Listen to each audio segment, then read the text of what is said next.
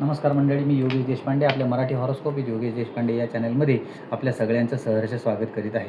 या व्हिडिओमध्ये आपण मकर, कुंभ आणि मीन राशीचे 27 एप्रिल 2026 ते 2 मे 2026 पर्यंतचे साप्ताहिक राशी भविष्य पाहू.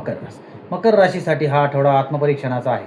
जुन्या गोष्टींचा विचार करून योग्य निर्णय घ्यावे लागतील. कामात प्रगती हळूहळू होईल. आर्थिकदृष्ट्या स्थिरता राहील. नातेसंबंधात भावनिक समजूतदारपणा आवश्यक आहे. आरोग्याच्या बाबतीत ताणटाळ. कुंभ राशीसाठी नवीन आठवड्यात बदल स्वीकारणे महत्त्वाचे आहे. कामात नवीन दिशा मिळू शकते. आर्थिकदृष्ट्या सुधारणा होईल. नातेसंबंधात प्रामाणिकपणा ठेवा. आरोग्याच्या बाबतीत नियमित व्यायाम करा. मीन राशीसाठी नवीन आठवड्यात जीवनात सकारात्मक बदल सुरू आहेत. कामात प्रगतीची चिन्हे दिसतील. आर्थिक स्थिती पण सुधारेल. नातेसंबंधात आनंद मिळेल. आरोग्याच्या बाबतीत मानसिक शांतता राखणे आवश्यक आहे.